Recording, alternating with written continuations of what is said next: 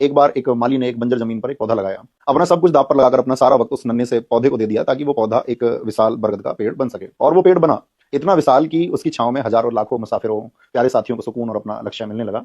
जब पेड़ घना हो गया तो जाहिर है कई परिंदों ने भी आकर उन डालियों पर अपना बसेरा बना लिया। लेकिन समय के साथ जब हवाएं बदलती हैं या कोई और जंगल ज्यादा हरा दिखने लगता है तो कुछ पक्षी उड़कर दूसरी डालियों पर चले जाते हैं, क्योंकि उसने वो पेड़ परिंदों को बांधने के लिए नहीं बल्कि मुसाफिरों को छांव देने के लिए लगाया था। उड़ने वाले परिंदों का सफर वहीं तक था, क्योंकि ऐसे पक्षियों की फितरत ही ऐसी होती है कि वे जिस पेड़ की छांव में पले बड़े होते हैं उनके महत्व को नहीं समझते।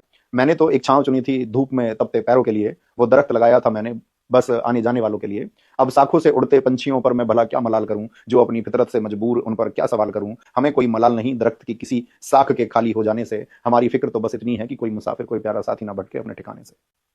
ये बात हकीकत है कि एक माली ने बड़े सुंदर उद्देश्य के लिए एक बगीचा लगाया। उसका मकसद था कि पक्षियों को इससे आश्रय मिले, मुसाफिरों को छांव मिले और फल फूल मिले। लेकिन उसे पता नहीं था, वो एक बहुत बड़ी गलती कर बैठा। वह उसमें एक पेड़ यूकेलिप्टस का लगा बैठा। उस पेड़ को उसने सींचा, वो हरा भरा हुआ, लेकिन वो उसकी फितरत से अनजान था। वो एक ऐसा पेड़ होता है कि वह अपने आसपास के पेड़ों के संसाधनों को खाता है। वह उनकी मिट्टी में जो पोषक तत्व हैं वह उनको सोख लेता है। ग्राउंड वाटर को वह इतनी बुरी तरह से सोखता है कि आसपास के जो पेड़ पौधे होते हैं उनके लिए संसाधन नहीं बचते और वो धीरे धीरे धीरे धीरे नष्ट होते चले जाते हैं और वो पेड़ अपनी उन्नति तरक्की करता चला जाता है। जब कोई बाहरी व्यक्ति आता है उस बगीचे में तो वो माली की तारीफ किए बिना रुकता नहीं कि कितना सुंदर बगीचा लगाया है। और खासकर उस पेड़ की जो इतना हरा भरा हो गया था, इतना ऊंचा हो गया था और इतना मजबूत उसका तना हो गया था कि एक बार को तो माली को भी गर्व होता कि मेरे सभी पेड़ों में सबसे ताकतवर ये निकला। लेकिन उसे पता है कि वो ताकतवर बना कैसे।